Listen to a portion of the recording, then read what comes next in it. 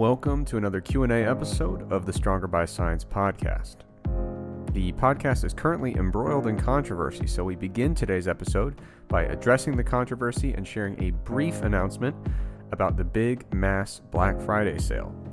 Then we get into some questions. Today's questions involve protein powders, accommodating resistance, pull-up technique, how to tweak your training program to break through plateaus, and much more.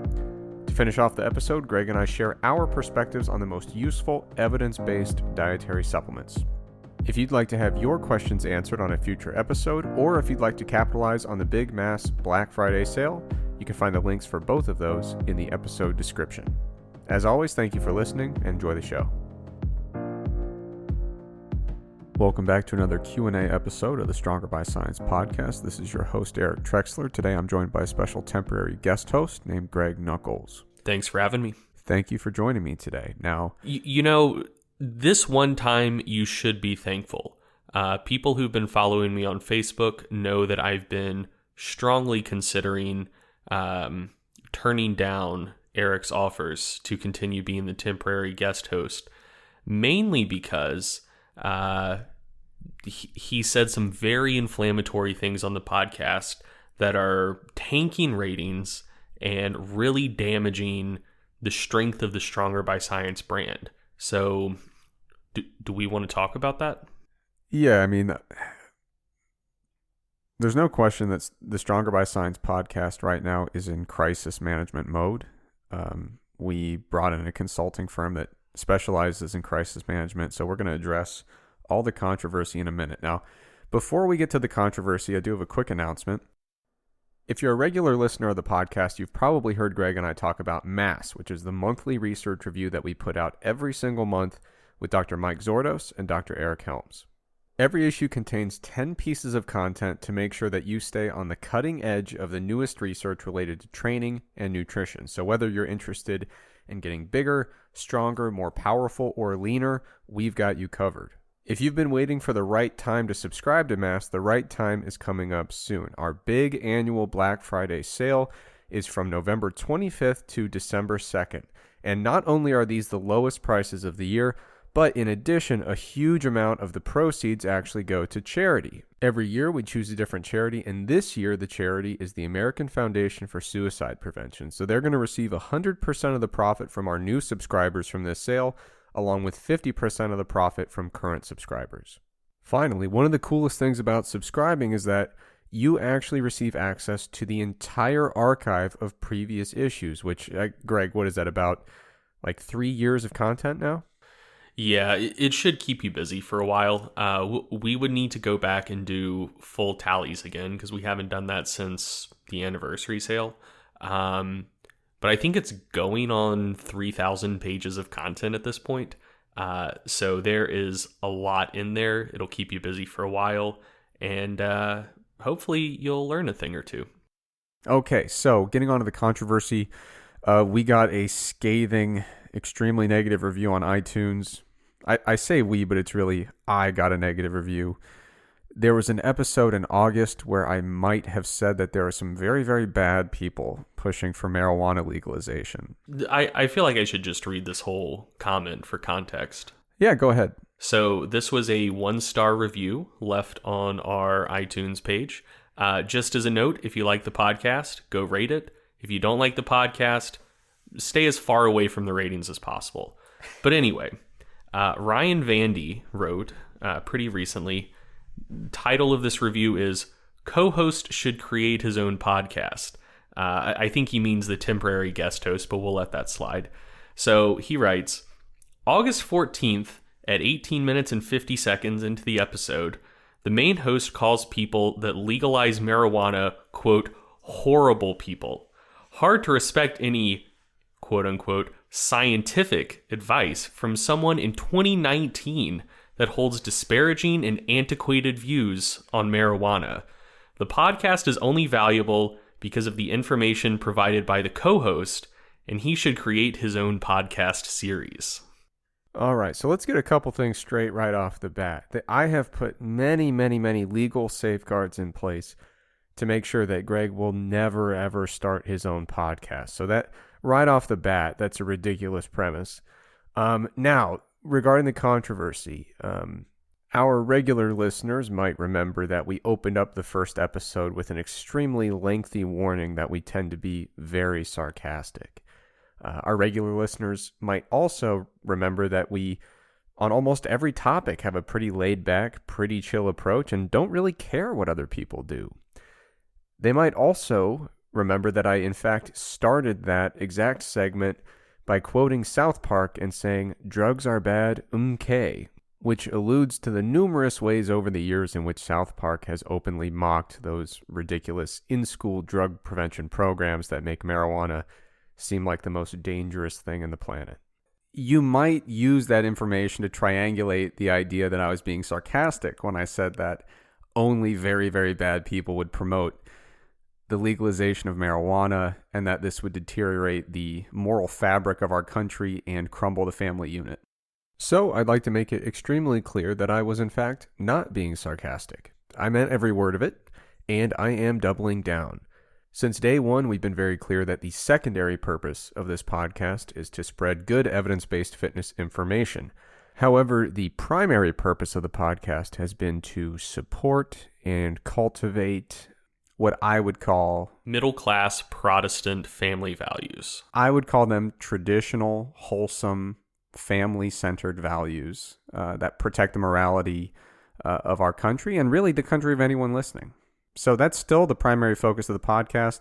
I stand by all of my disparaging and ascientific comments about marijuana. Anything to add, Greg? If you come on any of our media trying to push the wacky tobacco, the devil's lettuce, thinking that it's cool to roll up fat J's, we're going to put you in your place. That's not cool. It wasn't cool in the 70s. It's not cool today. And quite frankly, I'm appalled that anyone would think that we would even possibly be in favor of that. And another thing people forget is, if it was okay, then why would the federal government make it illegal? Right. You know? I mean, the federal government has made 2 or 3 mistakes previously, but it's honestly a very small number. I think we can all agree. So odds are, if there's a law on the books, it's a good law. Correct. And like, America is a Christian nation. And if you have problems with the laws of America, you have a problem with Jesus. I think so. And get that shit out of here. So hopefully that puts that to bed. I think we have a couple other corrections we need to talk about while we're on the just the onslaught of criticism coming toward us. Yeah, so I was informed that the second Christian Bale movie where he got super skinny for, other than The Fighter, is The Machinist and not The Mechanic. I got several messages from very angry machinists. So the machinist cohort that listens to the Stronger by Science podcast, we love you. We respect you. I did not mean to slight you like that. So Christian Bale movie, The Machinist, not The Mechanic. Something that is actually serious is in a prior Q&A episode when someone asked about sleep extension, just general strategies to promote it if, they'd been trying to go to bed super early and found it hard to go to sleep and actually get more sleep than they had been getting previously. One of the things I recommended was, instead of trying to make a huge change to your bedtime, just moving it forward about an hour. To me, that seemed like a reasonably small change. One of my Instagram followers, I believe her handle is The Heart is a Muscle Too, messaged me on Instagram. She used to work in a sleep clinic, and one of the things she said that they did for their patients was, if someone was trying to sleep more, instead of moving bedtime forward by an hour, instead just go in like 15 or at most 30-minute increments, because even an hour can be a pretty big change in terms of circadian rhythm stuff.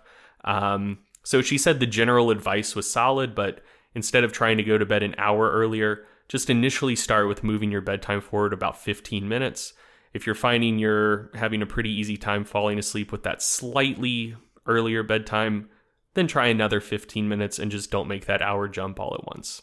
All right. So, as Greg said, I want to reiterate, If you hate the podcast and you just rage listen to it for 2.5 hours a week every week, do not review the podcast. But if you like the podcast, a great way to support it would be to go and review it positively wherever you listen to it and share it with 20 to 40 of your closest friends.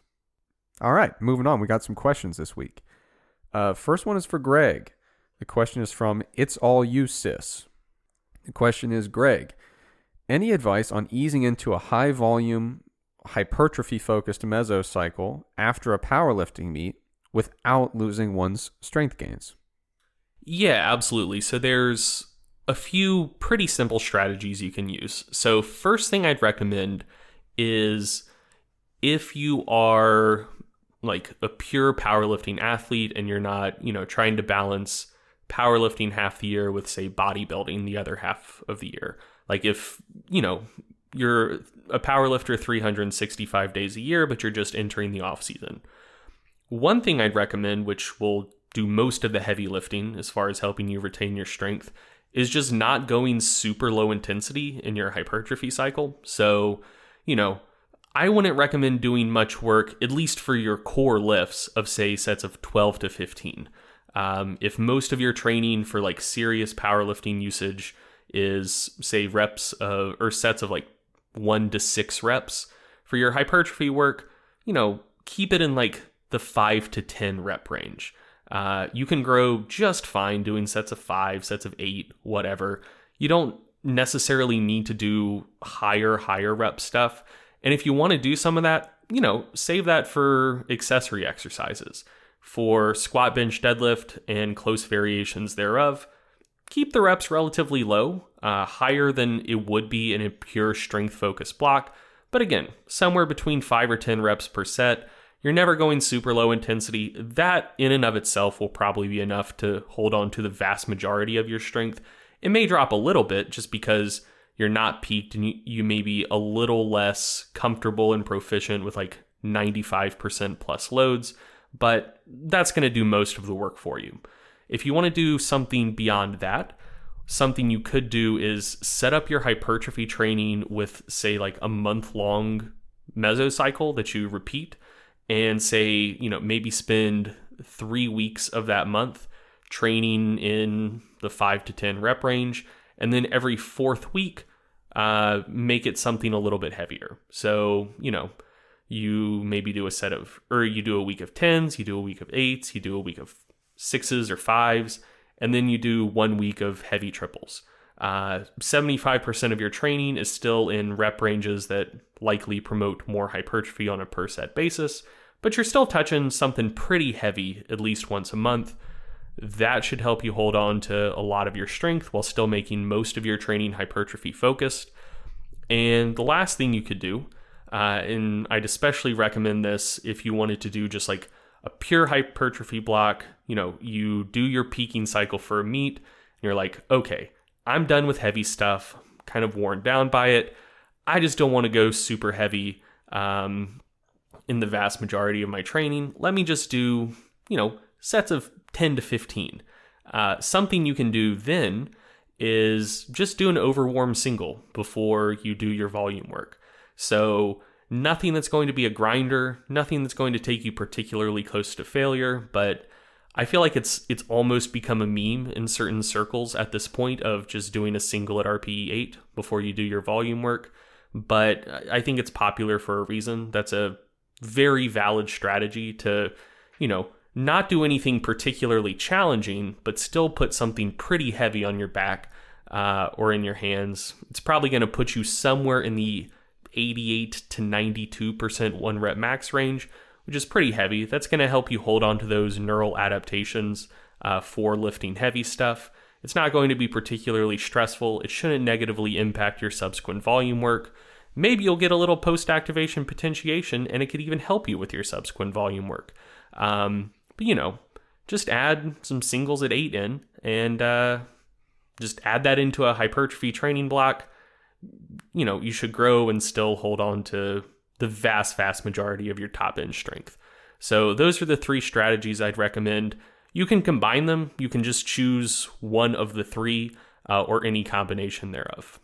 Now, I got a question about the post competition period here. Sure. So we've talked in previous shows about tapering. Usually people will take a week, maybe two, but usually a week leading into a meet and kind of lower their workload. Do you do anything special the week after the meet, or do you dive right into this new mesocycle? Depends how the athlete feels. If they absolutely crushed it at the meet and they're super, super motivated to jump right back into training, we jump right back into training. If they do super well at the meet, one of the things I've noticed is like oftentimes if lifters have just a career day on the platform, they go 9 for 9 and, maybe they hit 5 or 7.5 kilos over their planned third attempts. Like everything just perfectly fell into place. They're often more fatigued afterwards than if they would have had kind of a mediocre meet. So in a situation like that, if they want to get straight back in the gym, we get straight back in the gym. But just that first week following the meet, everything's a little bit easier. So, not like an unloading week, but something resembling a traditional deload. So, intensity is still there. We're not training at like 40%. Like we'll still go 70, 80%, but volume is reasonably low, nothing particularly close to failure. And then 1 week after the meet, they should be pretty much ready to go to get right back into it. If they had a really awesome meet and they're like, hell yeah, that was awesome, but that was also a really grueling training block, I want to take a week off. Sure, they can take a week off. I mean, there's 52 weeks in the year. Taking 1 week off after a meet isn't going to kill you. Or if they have kind of a subpar meet and they're super motivated to get back in the gym to make sure that doesn't happen again, we just dive right back into it. And I find that in a situation like that, they're generally not quite as fatigued from the meet, so we don't have to play it quite as conservative in the first week back to training. Makes sense to me. All right, so question from JP. Is there any benefit to a quote-unquote personalized blend of protein supplement, or is it just an excuse to jack up the price? I'm going to respond to that question with a question for Greg. Are you familiar with these personalized blends? So this person could be asking two different things. The first, and this has been around for a long time, man, I'm blanking on the name of the site, but I know it's where everyone used to buy bulk protein from back in the day. But Dante Trudell's site. I remember that, yeah. Where one of the things that they pushed is you can make a custom blend, and they would kind of recommend that it be a mix of, if you didn't have much of a price budget, you might go like whey hydrolysate and micellar casein. If you were on more of a budget, maybe like a mix of whey concentrate and milk protein isolate, or milk protein concentrate, which would be mostly casein. And so like theoretically, mix of fast and slow digesting proteins may be a little bit better for you. So that's something that's been around a long time. Something that is a little bit more recent is like essentially that, but they just kind of ask you like, do you have any dietary restrictions? Are you lactose intolerant? Are you planning on taking this shake before a workout, after a workout, before bed? Like, just takes you through 5 or 10 questions and then spits out what it says the theoretical best blend of protein for your goals is. So maybe asking about that. So same deal, but they're just taking the decision out of your hands. Pretty much, We'll make it for you. Yeah. Yeah, I figured that was the case. I wanted to check to see if there's some new stuff I wasn't aware of, but that's pretty much what I thought. So protein, generally speaking, is pretty simple. I don't think it makes a lot of sense to overcomplicate it and get too bogged down in the details. Now, there are reasons that you might need to buy what I would call a special protein. I think for the majority of people, the kind of default protein is some kind of whey or whey mixture. It's cheap. It mixes well. You find it everywhere. It gets the job done. But there are some specialized types of proteins that might make sense in certain scenarios. So if you're vegan, obviously you're not going to want a whey protein. And so you can find some kind of plant source protein. And if that's the route you want to go, I'm sure you could buy some from our good friend James Cameron. That's one part of the Game Changers documentary that we didn't talk about in our review. Completely unrelated. The producer of that documentary made a I think $100 million donation into pea protein. Was it an investment? Yeah, I was going to say yeah. it wasn't a donation. Yeah, it's not a charity. No. I'm pretty sure he dumped like over $100 million into a pea protein company, totally unrelated. Had absolutely nothing to do with the Game Changers content at all. But yeah, if you're vegan, plant source proteins totally makes sense. Soy, pea, rice, I think they make now. There's all sorts of different plant-based proteins. Ooh, the one that is hot these days is mushroom protein, or like fungus. Really? So I think it's pronounced corn, but it may just be corn. I think it's like QUORN. I don't think this study is published yet, but I saw in kind of like sport nutrition Twitter, people sharing around a picture taken from a conference where they looked at the acute effects on muscle protein synthesis of, I want to say it was corn versus whey. It may have been corn versus like beef protein or something, but basically corn versus some high quality animal protein source. And either muscle protein synthesis was the same or slightly higher with the corn. So anyway, that's kind of exciting. That's interesting. Yeah, I wish they would have used a term that isn't already a totally different thing that you could feasibly try to make a protein out of. You know? Yeah. Yeah, I also heard that people were trying to push cricket protein a lot back. A couple of years ago, I heard about people making a lot of buzz about cricket-derived protein. So we'll see if that catches on. Obviously not for vegans, but interesting nonetheless. But yeah, so if you're vegan, it totally makes sense to go with a plant-based protein, obviously.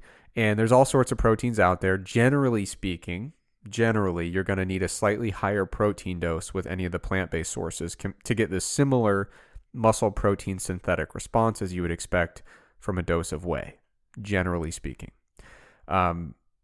Now, if you're super calorie restricted, that might be another reason why you get very specific about your protein choice. And so there are all sorts of whey isolate products out there that are very, very low in carbohydrate and fat. So that might be a reason that you would say, I don't want just any old whey blend. I want to make sure it's a very low calorie whey isolate based product. If you have digestion issues when you consume protein, perhaps a hydrolyzed form might be nice for you. What they do is they hydrolyze some of those peptide bonds already. Generally speaking, the rate of digestion is a little bit quicker, and maybe that'll help. Certainly, digestion issues could also relate to, it's possible that dairy just doesn't sit well with you, and you might go for a non-dairy protein product, like one of the plant-based ones, or beef, or egg, or whatever happens to be a little bit more suitable for your GI system. Now, a lot of people try to push really hard for... A lot of people like to advocate that you have to get very specific about the rate of digestion. I think for the vast majority of people, that's probably not the case. Generally speaking, a typical whey protein is going to perform exceptionally well when it comes to stimulating muscle protein synthesis. What you want to do when you take a protein powder is get a nice big bolus of amino acids, get a big spike in the bloodstream, and from there on out, you're pretty much good for the next few hours. And then later, you're going to want to do another one. Sometimes people will say, oh, you got to go with this hydrolyzed version because it'll get in the bloodstream 5 minutes quicker, whatever the heck they say. It doesn't seem to be a big deal. The reason you would go for a hydrolyzed protein would be, for some reason, I need to have this at a time where a whole protein just bothers my stomach. Maybe you're taking it during a workout, maybe right after workout, you struggle to get whole proteins in. That's fine. Casein, a lot of people push it before bedtime. I think it's fine, but I think when you make a comparison of whey versus casein just completely head on, I think the whey tends to outperform casein just a little bit in terms of muscle protein synthesis. I wouldn't expect it to be a meaningful difference, but I think it is a slight difference. I mean, or just like throw some Metamucil in your whey shake to slow down digestion a little bit. Yeah. Yeah, that's an alternate approach. And also poop a little better. Yes, for sure. But generally speaking, you really don't need to micromanage the rate of absorption too much. I mean, if you took an approach where you like microdosed and took like very small amounts of casein and just like intentionally tried to screw yourself over by never having, a big spike in blood amino acids, theoretically that could be a problem. But why are you doing that to yourself? Don't do that. Generally speaking, if you're getting a decent protein product and you're taking it in bolus form and each dose itself is sufficient to cause, to elicit a nice muscle protein synthesis response, you should be fine. You shouldn't need to micromanage it too much. At that point, it just becomes preferences of how many calories do you have to work with? Do you have any ethical constraints on what you're willing to buy? And if you have any food allergies, sensitivities, or GI issues that you're trying to work around. Should be pretty simple. Okay, we got another question for Greg here. It is from Virgil. On a previous podcast, you talked a little bit about sticking with a powerlifting program that works and then, now and then tweaking it to make sure you're getting the most out of it. And in that conversation, you talked about sticking with basically the same base program for a pretty extended period of time. Now, the question here is, how exactly do you go about tweaking it? So when you find this base program that works and you're thinking about implementing some tweaks before you completely hop to a new program, how do you go about doing that tweaking process? Yeah, so first things first, I wouldn't recommend making tweaks until you do actually plateau on the program. I think a lot of people do get a little bit greedy and are chasing the ghost of optimal, which, I mean, the thing about an optimal training program is like, one, it would only be optimal for a short period of time. Your body adapts dynamically, and whatever is optimal training for you, like, if we think of optimal as like a point quantity, whatever is optimal for you right now won't be perfectly optimal a month from now, and certainly not 3 months from now. So, even if you hit it, you wouldn't hit it for long. And then two, once you reach theoretically optimal training, you would have no idea that you'd gotten there. There would be no way to know that was the ideal thing for you.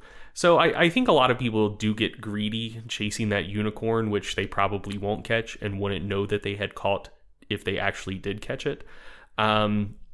So my first piece of advice is just, progress is a beautiful thing. If you're still making progress on a program, don't mess with it. However, when you do actually plateau, the first question you need to ask yourself is just generally, do I need to make this program harder or easier? And this could differ lift to lift. So maybe the training program that you're currently on is of appropriate difficulty for your squat's still going up. Bench press, the program has become too easy. You're not making progress, but your upper body feels fresh all the time. No indications that you're having issues recovering from your bench training, but you're not getting stronger. So, you probably need to do something to make your bench work more challenging. Deadlift, on the other hand, is, plateaued, but your lower back is sore all the time. You just feel generally fatigued from the waist down. Maybe you're developing some aches and pains that weren't there before. That might tell you that your deadlift training needs to get a little bit easier. So for the rest of this question, or the rest of this answer, just keep that in mind. When I talk about modifying a program, I'm mostly talking about modifying training for a particular lift, which, could be, you may need to make similar modifications for all of your lifts at the same time, or it may just be making tweaks kind of one lift at a time. But anyway, with that being said, you need to start by deciding whether your training generally needs to get harder or easier. Well, how do you do that? I alluded to it before. If you are making progress, don't mess with anything. If you're not making progress, but you generally feel fresh all the time, you don't really have any leading indicators of overreaching or overtraining, then, you've probably just adapted to the training that you're currently doing, and you need to do something to make your training more challenging, disrupt homeostasis a little bit more, spur on some more gains. If, on the other hand, you're not making progress, but you maybe do have some signs of overreaching, you're sore, you're run down, you're fatigued all the time, maybe you're developing some aches and pains that weren't there before, that might be telling you that your training is a little bit too challenging for that particular lift and you need to pull back a little bit. It could also be issues with stuff going on outside the gym, like maybe you're stressed out, maybe your sleep isn't good, maybe your nutrition isn't on point. But I've given the full version of this flowchart before. Hopefully, if you've listened to the podcast before, all of this is sounding familiar. But let's say you're taking care of business outside the gym and you are feeling run down and you've plateaued on a particular lift. You probably need to do something to make training a little bit easier. So let's start with that second scenario first. You've reached a plateau. You need to do something to make your training still challenging, but a little bit easier just because the stress you're putting on yourself seems to be in excess of whatever you can recover from. What I would generally recommend in that case is just take a look at whatever training variable seems to run you down the most and just do a little bit less of that. So that's going to vary person to person and probably lift to lift as well.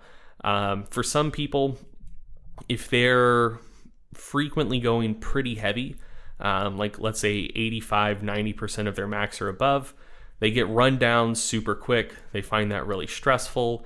They find that it takes them longer to recover from heavy workouts. If that's the case, then probably pull back on the intensity a little bit. Maybe add a couple more reps per set, but drop the intensities program-wide by 5% or something like that. Theoretically, that should still be quite a bit of stimulus, but stimulus that you have a little bit easier time recovering from. If, on the other hand, you're more sensitive to volume, and especially like moderate intensity type stuff, so you can do triples till the cows come home, but as soon as you start doing sets of 8, and especially a bunch of sets of 8, you just feel super sore and worn down and start fatiguing really quickly.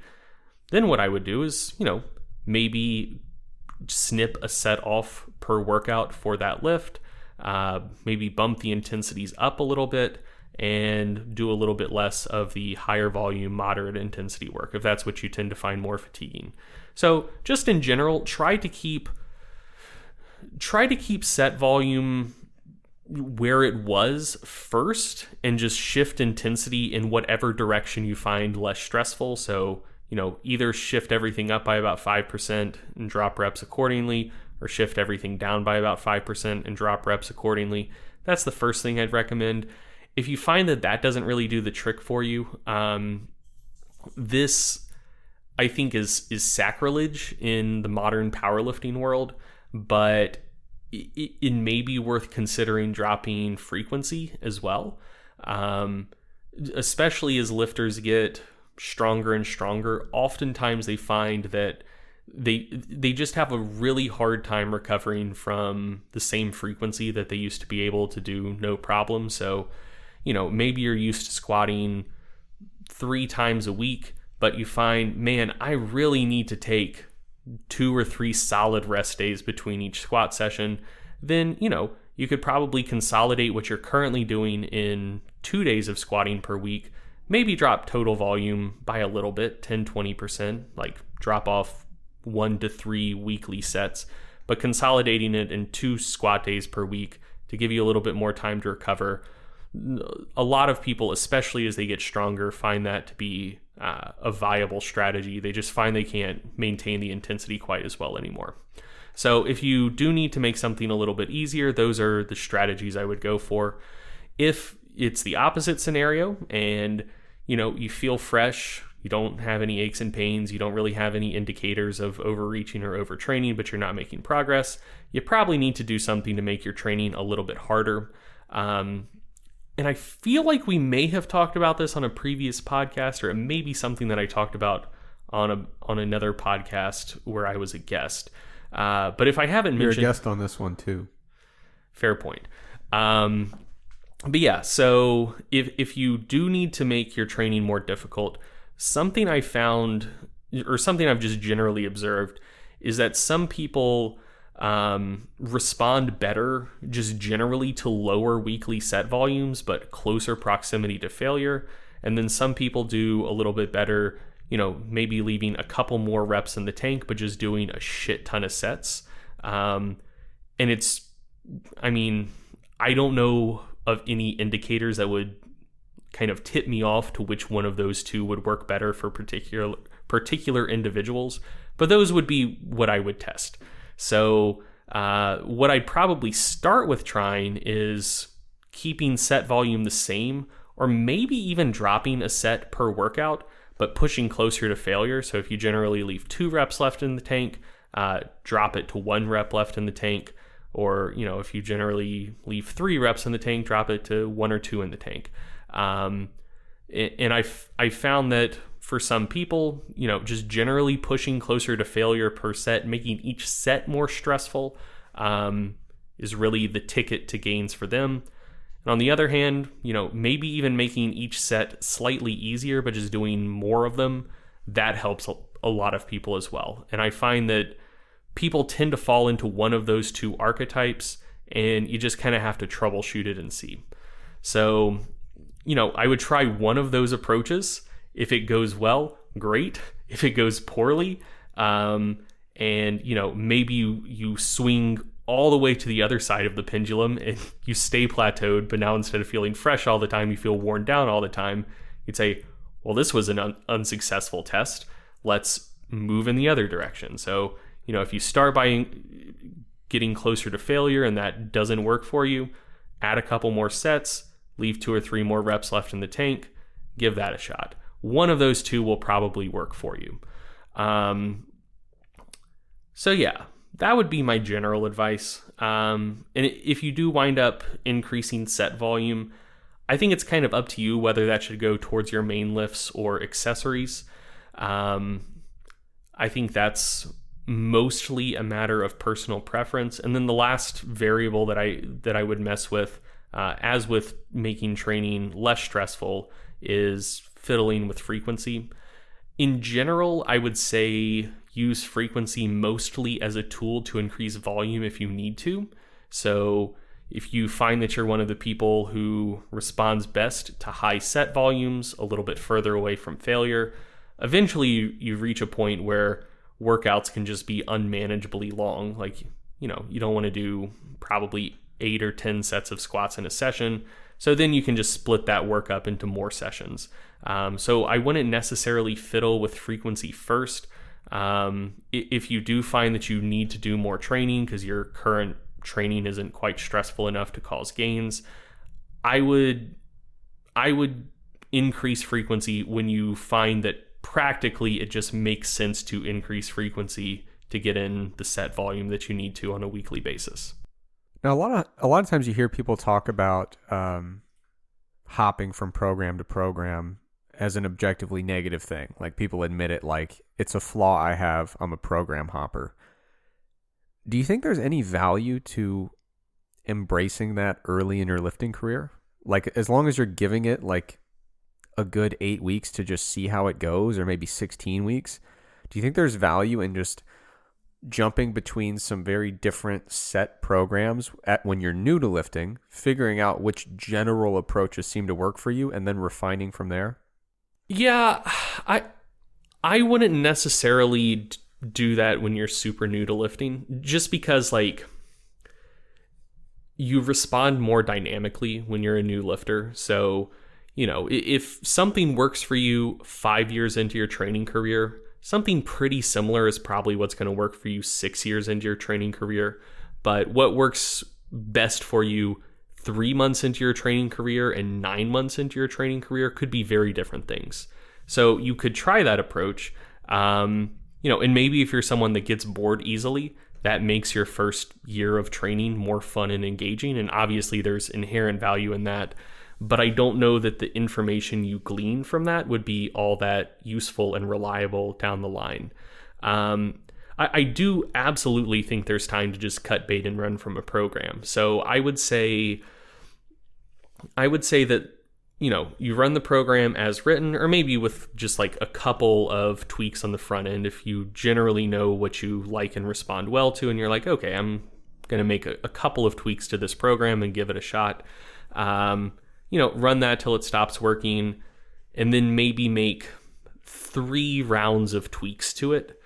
And then I would say, like, once you've done a particular style of training for long enough that you've stalled on it, even with tweaks for like the third or fourth time, and, you know, maybe you make another round of tweaks and you just really don't get anything out of it, I do think there's value in just kind of cut and bait and doing something very, very different.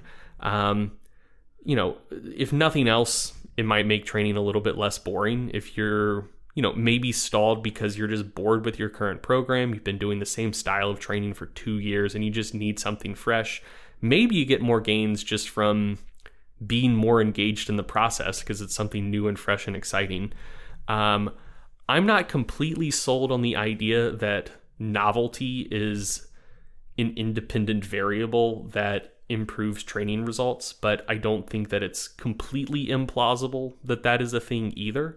So, you know, maybe you just make some more gains from novelty. And then, you know, maybe like I think it's easy to think of training programs as just kind of like a combination of inputs that all kind of scale linearly with each other, but different programs just have different bones to them, such that like sometimes if you tried to make a hybrid program of two generally decent programs, you'd wind up with something that's just a complete fucking disaster. So examples of that would be like Shaco style training and Westside. Both of them have produced a lot of very good lifters, but if you tried to make a Shaco Westside hybrid, it would probably be a complete shit show, just because like the bones of those two programs are fundamentally different. So like, I don't think, so, you know, let's say you start on a Shaco style program, it's working generally well for you, you make a few tweaks, you plateau, you make a few tweaks, you plateau. I don't think you would ever, and let's say in this universe, the theoretical optimal style of training for you is Westside style training. I don't think you would ever effectively tweak your way from Shaco style training to Westside style training. I don't think you would reasonably bridge that gap and just kind of organically make your way from one to the other.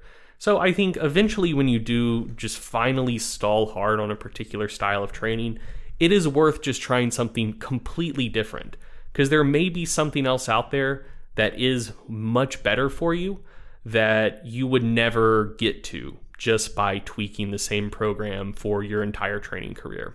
So yeah, I do think there's some value to that, but like I said, the core of my philosophy here is that progress is a beautiful thing, and so don't, you know, burn down the ship when it's still generally sailing in the right direction. But once it runs aground, burn the fucker down, build a new one, start again from scratch. Okay, question for Trex from Logan. Logan asks, what is your opinion on mass gainers? I ask because I travel frequently for work, which makes bulking very difficult without eating a lot of junk. Currently, I eat relatively quote-unquote clean for all meals and consume a mass gainer to hit my calorie goal. So, Logan's consuming mass gainers, doing that instead of eating a bunch of junk food. What is your opinion on mass gainers in general? And in Logan's specific situation, does that seem like a pretty decent compromise? Yeah, so mass gainers, I generally have a negative view of them. But that doesn't mean that they're necessarily a problem. So if you want to go that route and use a mass gainer, that's totally fine. I just think that they have a reputation that's way better than they deserve. So I used to use mass gainers when I was in like high school. I really needed to gain weight for wrestling, and so I would eat a full breakfast, and then throughout my first class of the day, drink a mass gainer, which was like 1,000 calories. And then during my second class, I've always been the way I am in terms of just genuinely not caring about food. If you know my lasagna recipe, you know all about this. But when I was in high school, I would just bring plain pieces of bread to class and just eat slices of like Wonder Bread during class. But yeah, I've never really cared. It's always just like get the calories in. So if you're just trying to get the calories in, mass gainers are fine. But the reason I think that they get treated, they get more respect than they deserve is we're basically looking, when we look at a weight gainer, we're looking at a whey protein shake with just a really boring ass carbohydrate like maltodextrin just all over the place. So they're pretty much giving you, here's some whey protein and we got to get the calories from somewhere. So we're going to put a generally boring carb source in there just for the sake of energy. And so my approach to trying to gain weight is, why not just get a good whey protein and then just eat something really cool with it? So like, you mentioned in the question, you're trying to bulk without eating a lot of junk. I guess the disconnect between me and mass gainers is I don't see them as non-junk. I see it as a whey protein shake with a ton of just boring calories mixed in, but nothing particularly beneficial. Yeah, and just so we're on the same page here, maltodextrin is, for all intents and purposes, sugar. Correct. Yeah. It's just a relatively short chain of D-glucose molecules, all linked together. Those are super easy bonds to break.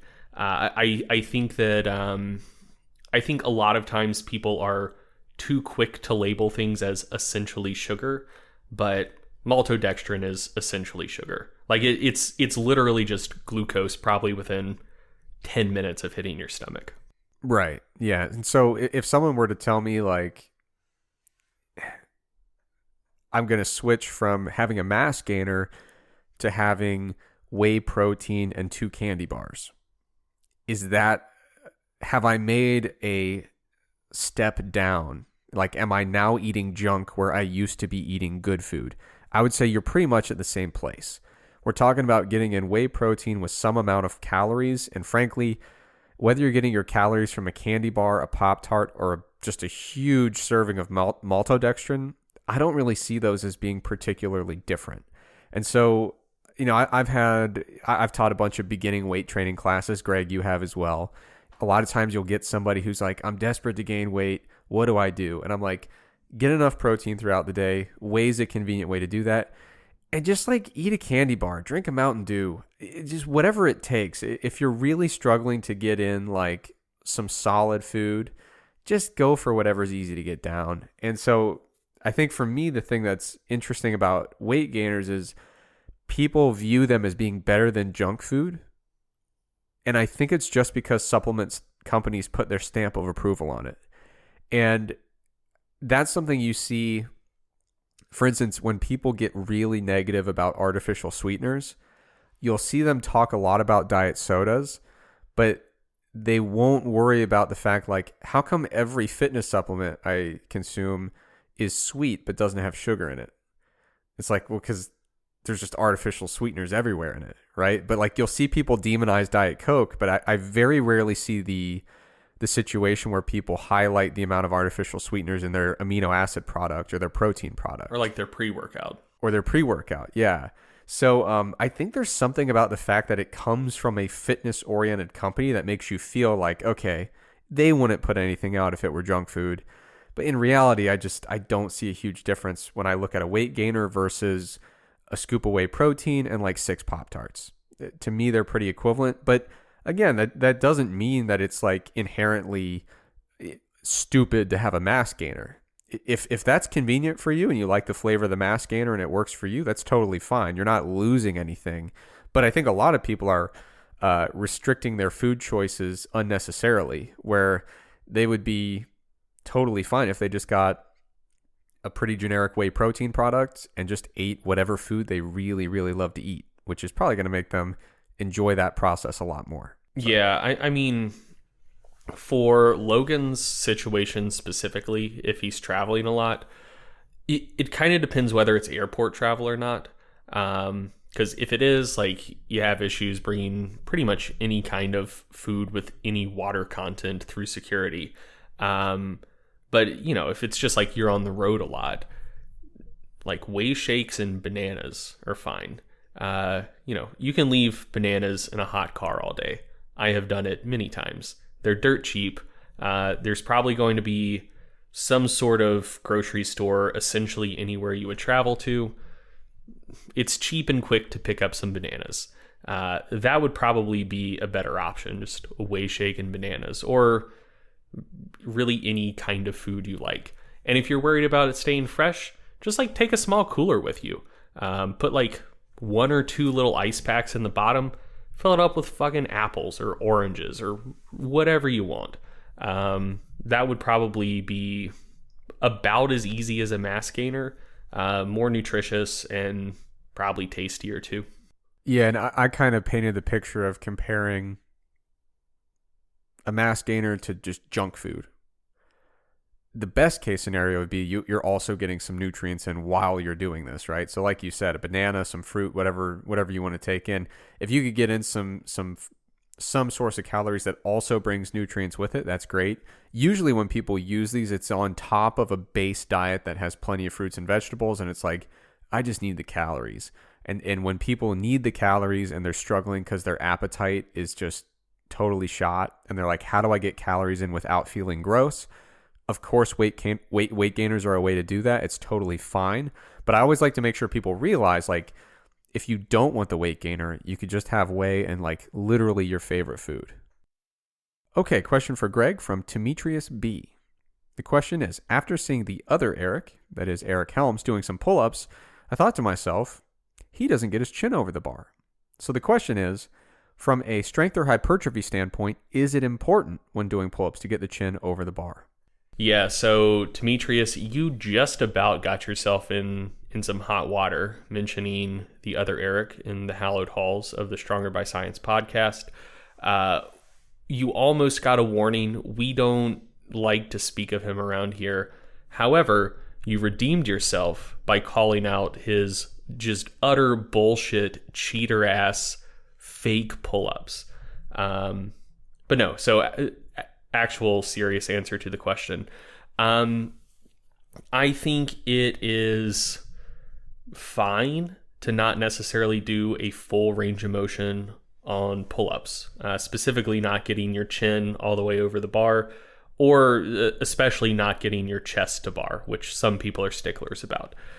The reason why I would say that is pull-ups have a really weird strength curve. So when you think about an exercise like, say, bench press is generally hardest near the middle to bottom of the range of motion.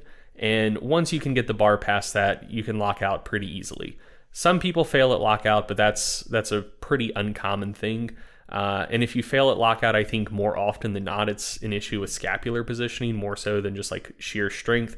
But that's another discussion for another day. But anyway, and that's how most of the lifts we do are. Somewhere between the beginning of the lift and the lockout of the lift, there is a hard section, or somewhere between the start of the lift and the middle of the lift, I mean. There's a hard section. Once you get past that, you're good to go. That applies to bench, it applies to squat, it applies to overhead press, even applies to something like skull crushers. So that is the general strength curve you're dealing with.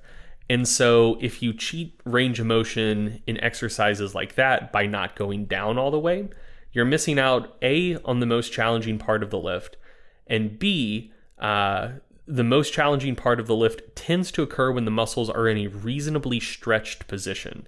And that's important because there's some evidence that A, longer ranges of motion are good for hypertrophy, but B, that is important mostly because putting muscles under load in a stretched position seems to maybe cause more hypertrophy than just muscle tension itself.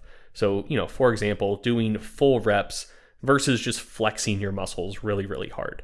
If you're completely untrained, just flexing may help you build a little muscle, but it's not going to do much for you if you have any meaningful degree of training experience.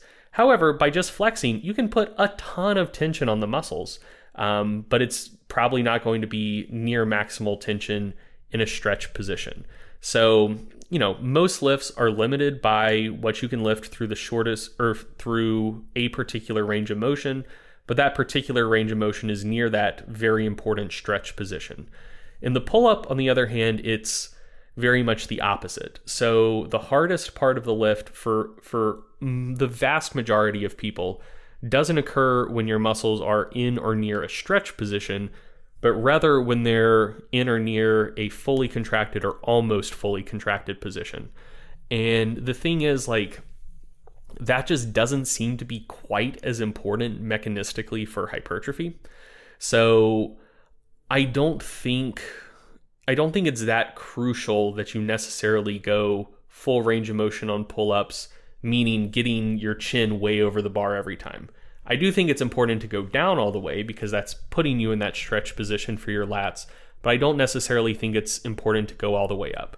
And in fact, it is theoretically maybe counterproductive just because you tend to be so much weaker there at the very top of the lift that if you're stopping a set when you can no longer get all the way up on a pull-up, you probably haven't really challenged the rest of the range of motion all that much yet. It's still really easy at the bottom in the stretch position. It's still really easy through the mid-range, which is probably where you're maybe creating the most muscular tension. It's just really hard at the top. And so if you stop when that is limiting you, you may be stopping the set before you're actually fully challenging yourself through the more productive parts of that range of motion. So I think you could do one of two things with that. Either you could stick with like a standardized range of motion that maybe isn't chin over bar, or maybe like chin right at bar, but not like chest to bar, certainly. So more of like a moderate range of motion, and then stop when that range of motion starts failing you. So, maybe you pull up until your nose is level with the bar. When you can no longer get your nose level with the bar, you call the set there. That's probably going to be a range of motion where like you're not going to be quite as limited in the very, very top part of the lift as you would be if you were going chin over bar every time. Something else you could do, which I think would probably be the best option of any of them, is to do pull-ups where you start with a load where for the first few reps of the set, you can go through a full range of motion. So, chin over bar, maybe even substantially over the bar. And if you're doing weighted pull-ups, start each set or do each set with a weight where for the first maybe 3 to 5 reps, you can go chin over bar, full range of motion, and then just be fine with letting your range of motion get smaller and smaller and smaller until eventually you reach a point where it probably isn't productive anymore. So, if you can't even get your forehead to bar height, you're probably fatigued enough at that point that really you're not accomplishing that much anymore. But, I don't think you need to have the same range of motion for all of your reps. Go until the weakest part of the range of motion fatigues and you can't get chin over bar anymore. Then keep going until like a slightly stronger part of the range of motion fatigues and you can't get really any of your face over the bar anymore. And then just call the set there. I think that's probably going to get you the best of both worlds. If you do get anything particularly beneficial from kind of getting to that squeezed, fully contracted position, you're still getting a few reps per set where you are going all the way up, but you're not letting that limit how hard you can stimulate your muscles through the rest of the range of motion. So that's what I would probably recommend. But just in general, to answer your question about Helms's pull-ups, as long as he's not going through like a third of the range of motion, like, if he's going eyes to bar, like nose to bar or something like that, that's probably perfectly fine. And I got a lot of flack for saying that people pushing marijuana are bad people, but they aren't as bad as Helms. Helms is a bad guy. He's going to cheat his range of motion, and he's just not trustworthy, whether it's with his range of motion or other things. Could not agree more. All right. Question for Eric from Dan Han. Are there any merits to this study? The study here is linked. If not, how can mere mortals make the conclusion that this study was subpar or not accurate in its conclusions? So what is the study he's referring to, and what conclusions was it trying to draw? All right, good question. So the study that was linked there is called Intermittent versus Daily Calorie Restriction. Which diet regimen is more effective for weight loss? And this was a review article, and it was by a researcher who's done a lot of work in the area of intermittent fasting. But it's important to note that this review article was written in 2011. And so we've learned a lot about intermittent fasting in the time since 2011. So good research doesn't expire, but for certain topics, we'll see a review that comes out early in the development of that body of literature, and then we'll have more data that come out in subsequent years, and it refines our understanding. So I'm not really interested in like picking apart any particular aspect of where this review might have fallen short or what might have been missed in it, because we're talking about a review paper that's nearly a decade old, and much of the literature that's really informed our viewpoint of this strategy has come out in the last decade or so. So rather than saying that a particular review paper was right or wrong, I'd be more interested in just looking at the more current totality of the evidence in that area. So this review paper was about intermittent calorie restriction, and this author's done a lot of work specifically as it pertains to different approaches to intermittent fasting. We've talked about this a little bit before, so I don't want to spend too much time on it, but when we talk about intermittent fasting in the research literature, we're usually talking about something different than what you're thinking in the fitness industry. So in the research literature, there's usually three main approaches to intermittent fasting. There is alternate day fasting, where approximately every other day you do a fasting period where you either eat nothing, or I think usually the cutoff is less than 25% of your normal daily caloric intake.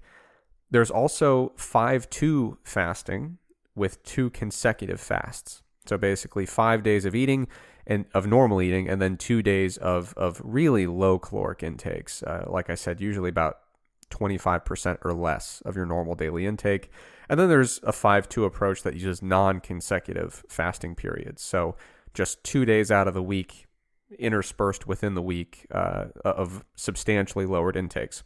Usually that's what we're talking about with intermittent fasting. And the research literature so far, there's been, in the last few years, there's been, I think, 3 meta-analyses that have come out with slightly different approaches to, which literature they wish to include, which outcomes they wish to look at. But generally speaking, those 3 metas paint a pretty solid picture for us in terms of interpretation. And intermittent fasting research currently would suggest that it is a viable but not unequivocally superior strategy. So if you want to use these types of approaches, obviously, the research would indicate that they can be used effectively, just as effectively as a more typical dieting approach where you just lower your calories every day. But generally speaking, we don't see a huge superiority comparing one approach to the other. So at that point, it really just becomes, what's your preference? What would you find to be a more tolerable dieting approach? You can go with it. You'll probably be all right. Now, most of that, I think pretty much all of the data coming from that type of intermittent fasting approach is in untrained people. So if I was working with somebody who is training pretty hard, pretty frequently, certainly wouldn't have them do one of these fasting days on a training day, and I'd be a little bit more cautious about using this type of approach where we're spending an entire day of fasting. I think what we know about the temporal aspects of protein feedings would suggest that probably wouldn't be your default option. I'm not saying it could never be used, but that would be probably the approach you take when you're dealing with some pretty unique circumstances, or you're really working down your list of available dietary tools, and you're like, okay, plan A didn't work, plan B didn't work, now we're to plan C. Do we think this might be a viable approach? So yeah, I certainly wouldn't have a fasting day on a day that you are trying to train. And generally speaking, if you're somebody and your strength or your muscle gains are particularly important to you, I think there might be better strategies to use before you fall back on a day that includes, or on a dietary approach that includes entire days of fasting. Now, when we talk about intermittent fasting in the fitness industry, we're usually talking about time-restricted feeding. And so that's, we're not taking entire days off of eating, but rather we're just condensing the time window each day in which we eat. So some people have like a 4-hour window between noon and 4 p.m. where they eat all their calories for the day. Probably the most common approach currently is an 8-hour window from like noon to 8 approximately. But you can put that window basically anywhere you want. There is some evidence that putting it earlier in the day might be slightly better because it aligns a little bit better with some circadian biology. But realistically, it's probably a pretty modest difference depending on what time of day you put it. But in any case, there is some research using those types of protocols with the time-restricted feeding, specifically looking at resistance-trained people that are training during the study. Those studies would indicate that just like with intermittent fasting, the approach seems to be just as good but no better than a more typical dietary approach. So it seems like, again, if it's something that helps you with your adherence or it fits your schedule better, it's certainly a viable option you could use. And it really comes down to fitting the preference of the dieter. Some people really like the simplicity of having a narrow time window to eat in, and they really like the fact that there seems to be some benefit in terms of increasing satiety, less desire to eat on a diet when you're able to restrict that time window a little bit. So there are some people that it makes a lot of sense to say, listen, before noon, we're just not going to think about food. We're going to have our feeding window. We're going to be able to eat large meals, and then we're going to stop eating for the day. And that the simplicity, I think, is really helpful from a psychological perspective for a lot of people. So it's no better or worse than a typical feeding strategy based on the evidence we have available, which is not a ton. There's a few well-done studies in resistance-trained people, and Grant Tinsley has been involved with several of those studies. Or I say several, but there's like a couple of them. But Grant was involved on the two main ones that I think about in this area. The one area where I would express a little bit of caution or at least reservation. So usually when we see these studies, people are obviously adapting to a new training program, and they're generally not in a huge deficit or a huge surplus for calories. The one thing I wonder about, knowing what we know about the timing of protein feedings, is if we did a study with slightly different circumstances where the whole point of the study was to maximize the rate of muscle growth. So if we were like leaning hard into a bulk, or on the inverse, if we put people in a position where they were at really increased likelihood of losing muscle mass. So really lean people that are still trying to lose fat, or people that have a pretty big caloric deficit day to day, I wonder if those types of designs might reveal a very modest, a very slight advantage of having more even protein feedings throughout the day. Totally speculative, totally based on mechanisms rather than observations. So who knows if it would actually pan out that way. But I wonder if when you get into specialized circumstances where we're either trying to absolutely maximize the rate of muscle gain or trying to reduce muscle loss in relatively extreme conditions, I do wonder, there's a little idea in the back of my mind that makes me question whether or not it would still be equivalent. But it's totally speculative. At this point, based on the research, you can't throw out time-restricted feeding as a subpar strategy. I just wonder about those very unique circumstances about whether it would still be able to keep up with a more typical feeding strategy where you have multiple sufficient protein boluses throughout the day. At the end of the day, though, when we're talking about an 8-hour feeding window, that's basically a normal day of eating, right? I mean, it's basically skipping breakfast. Like 8 hours is a long time to eat. Yeah, I mean, I remember when like the lean gain style of intermittent fasting was first getting popular, and people were acting like it was this extreme kind of thing. Like it's super mainstream now, but back in whenever that was, like 2009, people were like, "Oh my God, this is crazy." I remember looking at it as someone who wasn't like, super deep in the bodybuilding forums at the time, thinking like, why are people making a big deal about this? It's literally just skipping breakfast. Like millions of people do that every day. Yeah, I mean, you think like, oh, I'm going to have breakfast at like 9 in the morning, maybe have lunch around noon, have dinner at 5. That's an 8-hour feeding window. Yeah. I mean, that's not a super atypical thing. So the research would indicate with an 8-hour feeding window, from the observations we have, it seems to do just as well in terms of both fat mass and lean mass in conjunction with resistance training. As I mentioned, I don't know if it will still perform equally well in those unique circumstances. I wonder how much you really sacrifice when you shorten it from an 8-hour window to a 4, because I do think a 4-hour feeding window compared to a typical day of eating, that's a fairly different change in pattern, I think. But for now, what we know is that alternate day fasting and time restricted feeding in the applications that we've actually observed with these types of interventions, it seems to do just as well as no better. So some people look at these approaches and have hope that there's some kind of magic bullet that's going to really give them the edge. Unfortunately, that doesn't seem to be the case for most people. However, the encouraging thing is it might be something that either helps you with your dietary adherence or fits your schedule better, and the evidence would indicate that they are totally viable options. Okay, question from Jason Kohler. Greg, what's your take on accommodating resistance for absolute strength?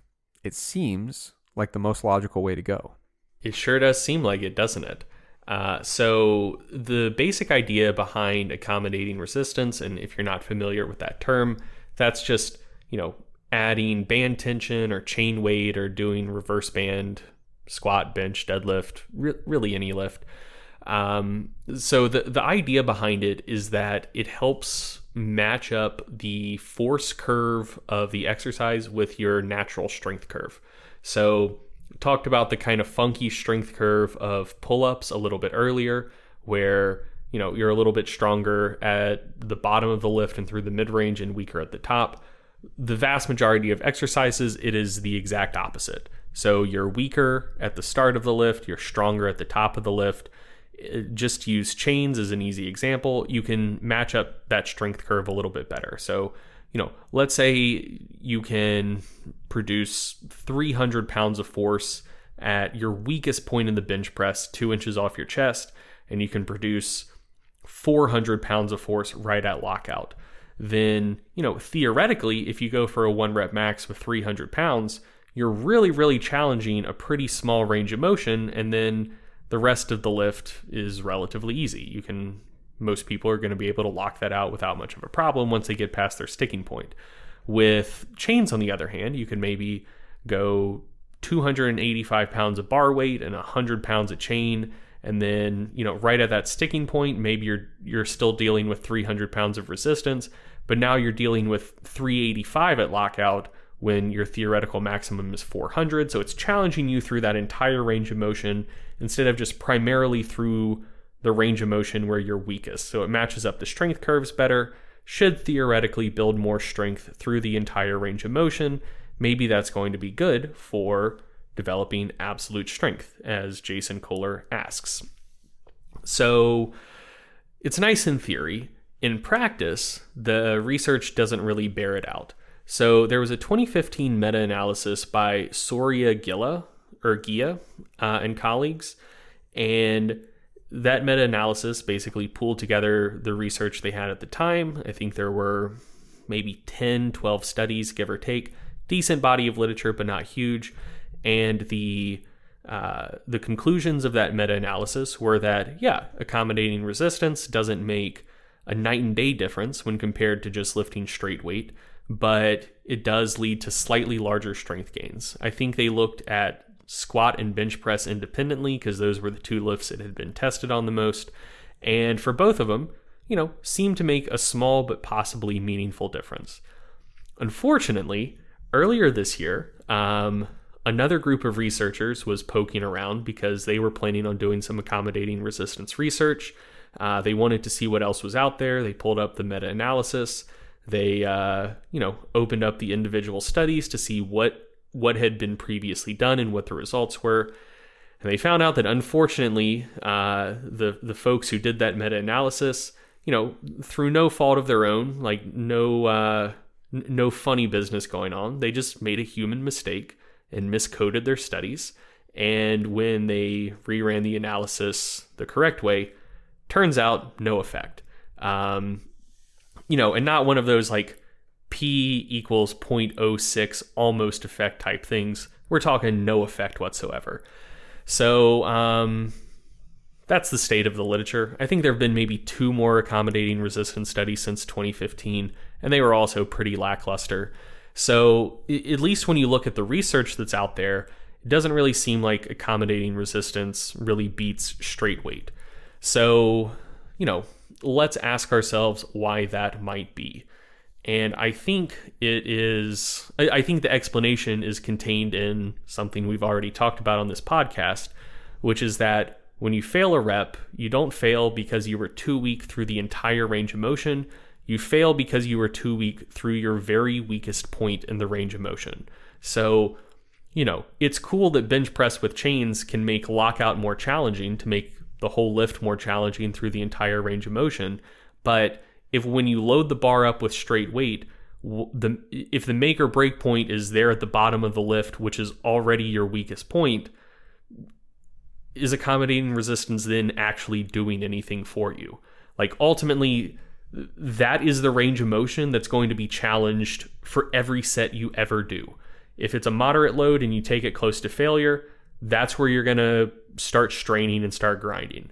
If you, work up to a 1 rep max, that's the range of motion where force output through that range of motion is going to determine whether you get the rep or not. So that is the crucial range of motion. That is the make or break point for if you're going to get the lift or not. And it is challenged to the same degree with straight weight or with accommodating resistance. Or if anything, if you're too ambitious with accommodating resistance, it could even be counterproductive. Like, let's say your quarter squat strength is 200 pounds over your full squat strength, but you do squats with 300 pounds of band tension. Then at that point, you're going to be challenging yourself at the top of the lift before you're actually challenging yourself near the bottom of the lift where you're actually weakest and where like the make or break point in that range of motion is. So they don't do that in the research. They generally use pretty moderate to conservative accommodating resistance, but on a practical basis, it could even become counterproductive if you get too aggressive with it. So anyway, I think that is the reason why we see in the research it doesn't really seem to do much. Practically, practically, like, raw lifters at least kind of gave up on accommodating resistance for the most part close to a decade ago. And by and large, if you look at average performance of just like day-to-day lifters, it seems to be basically the same as it was 10 years ago. So it doesn't really seem like they lost anything. On the top end of the sport, the best handful of people in the world are getting better and better. Records keep falling. So they don't really seem to be missing it. And it just doesn't seem to be that popular anymore. And the sport doesn't seem to be the weaker for it. So I think that's why. I think that... So here's what I will say. If you view strength not as your 1 rep max squat or your 1 rep max bench, but more like the area under the force position curve for like the maximum force you could produce at all ranges of motion throughout the entire lift, I think accommodating resistance would probably be better. So if theoretically you were to run a study where you had 2 groups of people squat to full legal powerlifting depth, one of them training with straight weight, one of them training with accommodating resistance, and before and after the study, you tested both full squat 1 rep max and quarter squat 1 rep max, I would feel really, really good predicting that the 2 groups would have similar increases in full squat 1 rep max, but the accommodating resistance group would have a larger increase in quarter squat 1 rep max.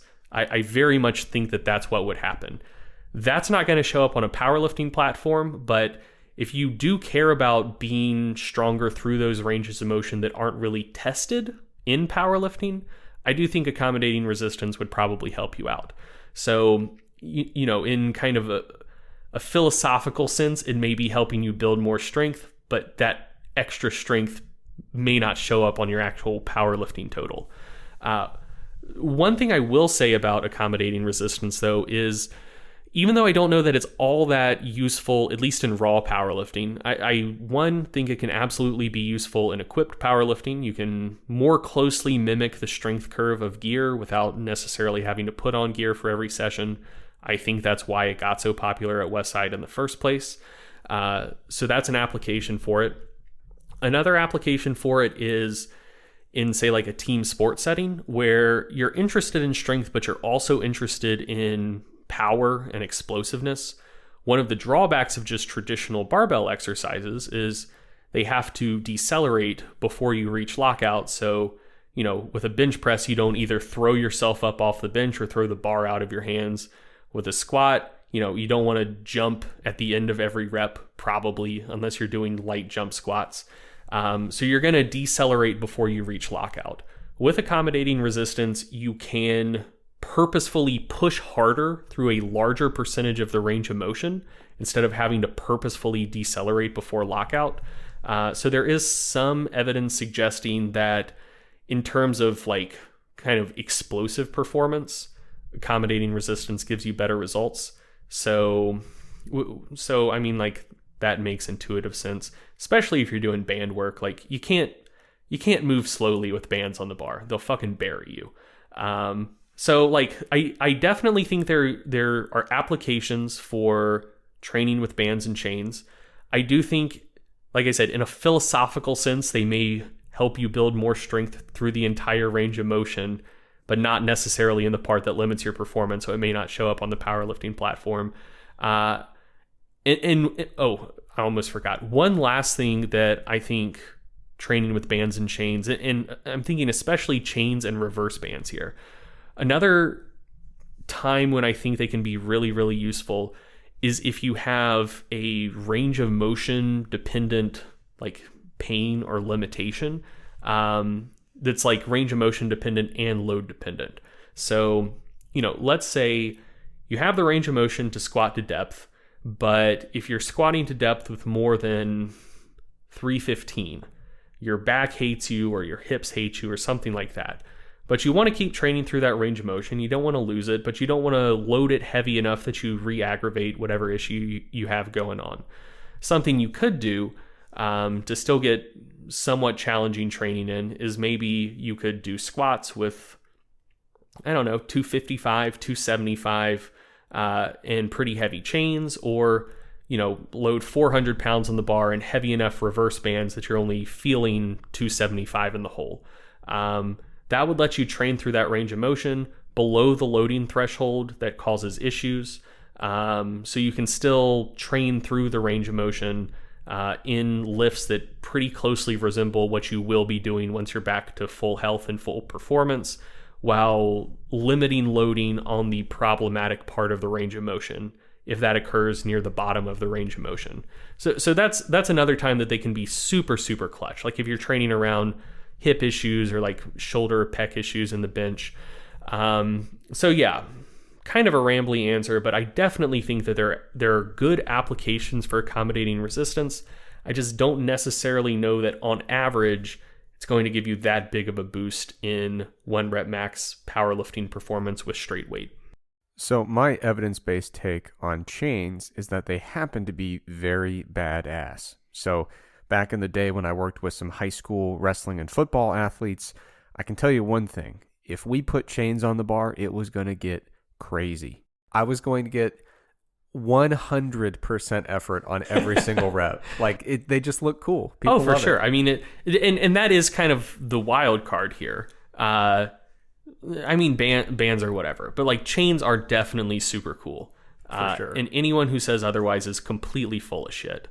I agree. So I think we got time for one more question, and this one I think makes sense for both of us to chime in on. So the question is from Greg's Medicine Cabinet. That's the name they provided. At various points, you guys have talked about creatine, magnesium, and snorting algae. Memes and nightshades aside, and it has a comment here that I guess ashwagandha is a Himalayan yak shaving forum meme. I have no idea what any of those words mean. I know what they all mean individually, but when you put them together, it loses all concept for me. Yeah, apparently ashwagandha is both a meme and a nightshade, according to this user. The nature of the question is, which supplements don't suck? So I'm going to start with the non-controversial ones, and we'll let the conversation evolve from there. So creatine's awesome. If you want to be strong, if you want to be muscular, creatine's pretty great. There was a recent meta-analysis that we covered in mass about creatine and fat loss, indicating that it might help with fat loss. I'm pretty unconvinced by the data suggesting that creatine might meaningfully boost fat loss. maybe there's just the slightest, just razor thin effect, and that's okay. Like, we'll take it. But you don't take creatine for the fat loss. You take creatine for the power, the strength, the muscle gains. Interesting stuff coming out about creatine potentially favorably affecting bone and the brain. I think a lot of people aren't aware how important creatine is for the brain. Like, I mean, if you have a genetic defect as it pertains to brain creatine levels, it's catastrophic. Oh, and if you're a vegetarian or vegan, I know we've touched on this before in a prior episode, but that was probably 3 or 4 months ago. If you're a vegetarian or vegan, like, I would recommend creatine to just about anyone, but I would a million times more recommend creatine to vegetarians or vegans. Like, virtually all of the dietary creatine you're going to get in is going to come from meat consumption. And so if you don't have meat in your diet, you're not going to be ingesting virtually any creatine in day-to-day life. And so in the studies that look at performance in omnivores versus vegans, vegetarians, with and without creatine supplementation, the boosts in performance are larger for vegetarians and vegans. And in studies that look at like mental performance, you give creatine to young, healthy omnivores, it generally doesn't affect mental performance. It may in the elderly, but that's another topic. But in like young, otherwise healthy vegetarians and vegans, creatine supplementation seems to improve mental performance and mood as well. So yeah, I mean, creatine is great for everyone, but especially if you're a vegetarian or vegan, find yourself a good vegetarian or vegan creatine supplement and use it. It's going to be doubly beneficial for you. Yeah, definitely. The other one that's pretty non-controversial is protein. You don't need to supplement with protein, but you definitely want to make sure you have plenty in your diet, whether that's coming from food or from supplements. And when it comes to the protein supplements, as we've talked about, there are many, many, many options, and all seem to do a pretty good job as long as you're dosing them effectively. To me, those are the kind of 2 top-tier supplements that no one's really going to fight you on too much. But now we get into the second tier, specifically as it pertains to performance. My second tier supplements for performance purposes are caffeine, beta-alanine, citrulline malate, and sodium bicarbonate. The reason they're second tier is because their effects on performance are not quite as consistent in the literature and not quite as large when you compare them to something like creatine. There are plenty of studies indicating benefits for each of those 4 supplements. They each have some downsides, or at least some types of exercise where they don't do a lot. But generally speaking, if you're taking one of those 4 for performance reasons, you could at least substantiate that claim with some really solid evidence. So caffeine, especially for endurance performance, is pretty reliable. Caffeine's pretty solid, but there's plenty of evidence suggesting it facilitates lifting performance as well. Citrulline malate, it's a mixed bag. The first few studies looked very promising. The last few that have come out have looked less promising. And so now I think the citrulline malate research is really at a crossroads. Are we going to start replicating a lot of those early findings, or are we going to find that the research starts turning the other way? But in any case, right now, the totality of the evidence would indicate that there is a small positive effect, particularly when it comes to things like repetitions to fatigue, strength endurance type outcomes. Now, beta-alanine and sodium bicarbonate, those are more applicable to performance that involves a high degree of acidosis. So things that are really pushing your anaerobic energy systems. The kind of classic way to think about it is if you're doing a 400, 800, 1200 meter sprint, those are like right in the sweet spot for anytime you're generating all of that lactate, all of that, all those protons, trying to buffer some of that acidity. That's where these supplements really shine. If you're a power lifter and you're doing sets of 3, you're probably not going to get a huge benefit from these 2, especially if you have ample rest between sets. But still, there are some certain types of programs where they might have a place. Now, outside of that, there's really nothing I recommend for performance outside of extremely unique circumstances. Okay, but there are a few other supplements that I have bought in the past and do use from time to time. The 3 that come to mind for me are ashwagandha, tyrosine, and theanine. Aren't you forgetting one? Trenbolone. Ah, yes. We don't talk about that on the air. And copious amounts of marijuana that I pretend to hate just to keep people off of the trail, keep people off my scent. But yeah, so ashwagandha, there are some trials. They're not like the most rigorous, highest quality trials you've ever seen, but there are some lab-based trials indicating that ashwagandha supplement can be somewhat helpful when it comes to anxiety. And it is an adaptogen, so I think there's studies looking at physical exertion as well, right? I don't know. Well, you take it as well. No, I do. I don't have anxiety issues. I'm pretty fucking chill. I'm not at all. That is completely true. But I feel even chiller when I take ashwagandha. And so, man, I'm just in it to vibe.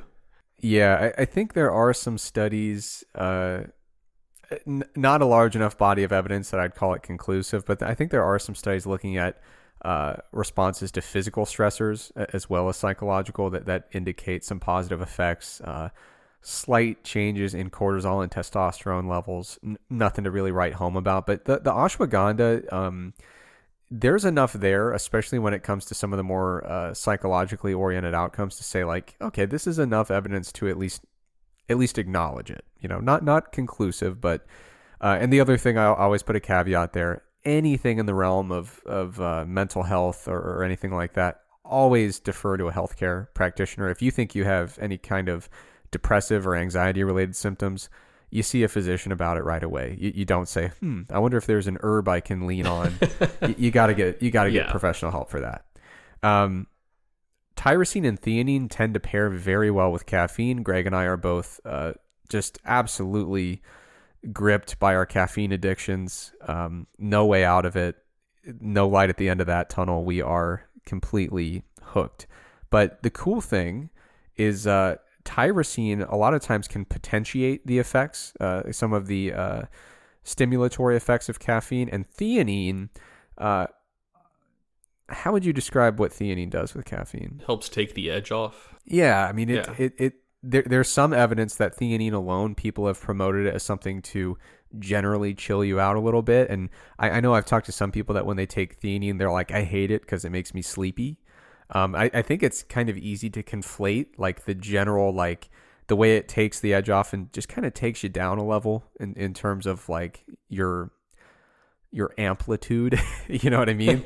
Yeah. I think a lot of people, they feel that and they're like, I'm tired.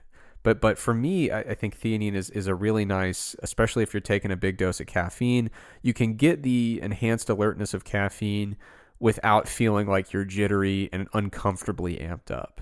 And so tyrosine and theanine tend to pair quite well with caffeine. Not a ton of lab-based research on that stuff, but they do tend to pair fairly well. Now you put a couple on the list here. Well, I was actually wondering if you would like to mention the next one. Yeah, so it's more in your wheelhouse, I would say. Correct. Yeah. So betaine. Betaine is found in beets. That's where it gets its name, but it's also found in spinach and some seafood and some whole grains and stuff like that. So betaine is commonly found in the food supply in various types of foods. And there have been some trials on using it as a supplement, and those human trials are really based off, it seems they're based off betaine's use in the livestock industry. For years, especially in pigs, I believe, they've used it as a food additive in the food of livestock to increase their muscularity and also to reduce their excess adiposity. And so if you go all the way back to, one of our first episodes, we had Dr. Jason Kaliva on to talk about his betaine research. And there's not a lot of it. There's not a lot of super relevant data with betaine, but it does find its way into a lot of pre-workout formulas. And there is some human evidence. If you're a Mass subscriber, coming up December 1st, in the December issue, I reviewed a brand new meta-analysis about betaine and its effects on fat loss. And it does look like in resistance-trained people that are training on a pretty sensible resistance training program, there might be some modest but measurable fat loss benefits. The effects on performance and lean mass are not quite as impressive, but it might be a somewhat helpful fat loss aid. Definitely need more data. We're going off very few studies on that, but there's something to it. Okay, so the only 3 that I would add to that list for more like niche uses, well, I guess one isn't a niche use. It probably applies to about 25% of humans on the planet. But so one of them is taurine. So taurine, people believe a lot of weird shit about taurine. Like if I had a nickel for every time someone told me that taurine was extracted from bull semen, I'd probably have like $1.50, give or take. Like that's a reasonably common thing. It's not. The reason it's called taurine is because it was like first isolated from cows' stomachs, but has nothing to do with bull semen. But the reason I'd put taurine on there is if you are a bit of a partier, or if you smoke, or if you just generally have a lifestyle that is generally badass. I was going to say generally unconducive to health, but badass, yeah, that works. I don't know that there's good human evidence for this yet, but there is a very plausible mechanism and pretty decent rodent evidence. So taurine is one of the primary antioxidants in your brain, and it is the primary antioxidant in your testes if you're a male. And so if you drink a lot, or if you smoke cigarettes, or just, generally live a pretty rough and tumble, inflammation promoting lifestyle, that can both decrease brain function and also decrease testosterone production. And so again, in rodent models, supplementing with taurine while also drinking a lot, or I don't know how they do cigarette studies in mice, but they do somehow. I assume they don't roll up tiny little cigarettes for them, but whatever. I think they do. I'd like to imagine they do. That'd be cool. Yeah. Anyway, so in studies like that in mice, it seems to help preserve just general brain function and testicular function. So I don't drink nearly as much as I used to, but I did notice that like back when I did drink a little bit more, when I supplemented with taurine, I did just generally feel more vigor. So I don't know, maybe there was something to that. And man, so this was a question highlighted in blue. So I thought Trex was taking it. I didn't do pre-podcast reading. I'm going to throw something out there that I think is true. If it turns out to be wrong, don't crucify me for it. I want to say that there is also some evidence showing that in middle-aged males who don't live that hard drinking, smoking lifestyle, it can also increase testosterone levels a little bit. So that's not super relevant to me. But yeah, just in general, if you drink, if you smoke, may not be a bad idea to take taurine for half the population for your testes and for everyone for your brain and potentially liver as well. The next one I had on here was rhodiola rosea. So rhodiola is an adaptogen much like ashwagandha. Its benefits seem to be more related to like vigor promoting and anti-fatigue type stuff more so than being anxiolytic. And so there is both pretty good animal and human research on rhodiola helping to mitigate mental stress and mental fatigue. So there is some performance literature on rhodiola now. It's a bit of a mixed bag. I'm not super sold on it, but as far as mental performance goes, if you are in a good mental state, like if you're well rested and not stressed out, it's probably not going to do that much for you. But if you're sleep deprived, if you're under a lot of stress, or if you're like trying to do something like deal with caffeine withdrawals or something like that, if you're a crazy person who doesn't want to use caffeine for some reason, rhodiola seems to improve both like mood, perceptions of energy and vigor, and objectively measured mental performance in situations where you are dealing with sleep deprivation or high stress. So that is one that I would recommend for situations like that. Not as good as a night of sleep, but if you can't get a night of sleep, rhodiola is probably going to help a little bit. And then the one that I said is probably relevant for about a quarter of the global population is Vitex agnus castus, or Vitex fruit. So this one's for the ladies. Vitex is super interesting, and it honestly shocks me that I don't see more people talking about it and more people taking it. So it has a couple mechanisms of action, but one of the things it does is it's a E2 receptor modulator, I'm pretty sure. But in terms of its actual effects, if you deal with really bad premenstrual or menstrual symptoms, or you deal with migraines associated with the menstrual cycle, Vitex seems to help considerably with that. So like decreasing severity of symptoms by like 30-40% if you take it daily for I think at least 2 months can reduce incidence of migraines associated with premenstrual and menstrual symptoms, again, by about 40-50%. Not a huge body of literature on it, but I want to say there's 3 or 4 studies now, and they've all found pretty similar results in terms of its ability to alleviate premenstrual and menstrual symptoms. So anyway, that is something that, if that is something you deal with, certainly a supplement worth looking into. All right, perfect. And, my general disclaimer is always, before you make any huge change to your supplementation habits, you should check with a doctor, make sure you don't have any medical conditions or medications that might interact with that. But that's our rundown of the ones that to us don't seem to totally suck.